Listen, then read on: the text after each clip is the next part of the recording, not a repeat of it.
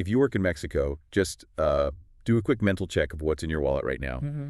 You've probably got your voting card, maybe your driver's license, and almost certainly your Cedula Professional. Oh, definitely. The professional license. For years, that was the ultimate backup ID. It was the standard plan B, exactly. Hmm. You leave your main ID at home, you flash the Cedula to get into a building, or cash a check. And everyone just accepted it. It's government issued, it has your photo. Seemed legitimate. Well, it seems that whole era is officially over. We're looking at a notice from the Diario Oficial de la Federación, dated February 17, 2026. And this isn't just a minor tweak. No, it fundamentally changes the legal status of the cedula. So today our mission is to unpack this modification and explain why your professional license just lost its power as an ID. It's a fascinating move, really. It forces this clean distinction between, what you do for a living and simply who you are as a person. Okay, so let's get right into the text. The update adds a new section to the regulations. It's labeled Segundo. What does it actually say? The language is, well, it's blunt. It states that neither the physical cedula nor the electronic one can be considered an official identification document. So it's not leaving any room for misinterpretation. None. The Spanish is clear, not a documento de identificación official, Yeah. and it even goes a step further. Oh. It mandates that all authorities at all levels of government must take steps to stop accepting them. That feels like a massive inconvenience for something that's worked for decades. Mm-hmm. So why the sudden hard line? Is there a big legal reason for this? There is, and it all comes down to constitutional jurisdiction. The document itself cites Article 4, which deals with the right to identity. And what's the argument there? The argument is that the Secretaría de Gobernación, the Interior Ministry, is the only body legally empowered to accredit a person's identity. They do that through the National Population Registry.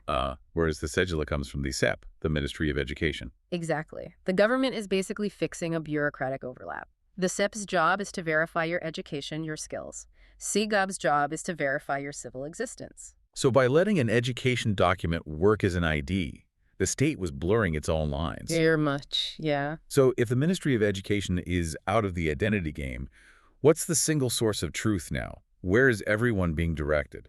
The source points directly to the COP, the Clave Única de Registro de Población. Right, that alphanumeric code that follows you everywhere in Mexico. But they specify a very particular version of it. The notice says that when the COP has biometrics attached, specifically fingerprints and a photograph, that is what becomes the universal mandatory ID. Okay, so if the cedula is no longer an ID, how does the law define it now?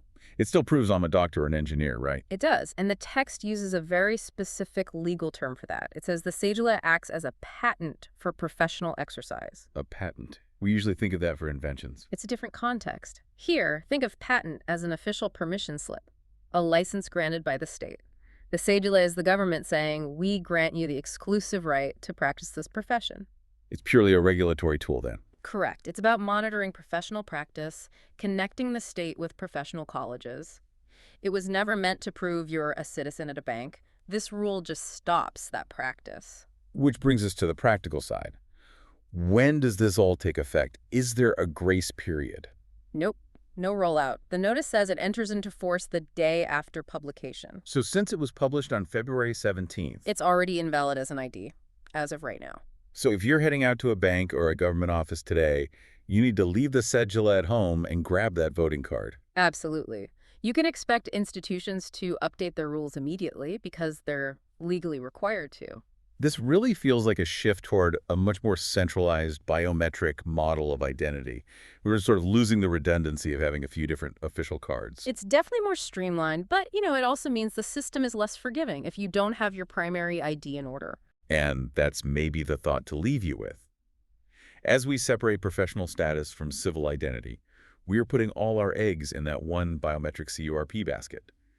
We might gain efficiency, but we lose the flexibility of having that old plan B in our wallets. That's the trade-off. Thanks for diving in with us. Check your wallets, everyone. We'll see you next time.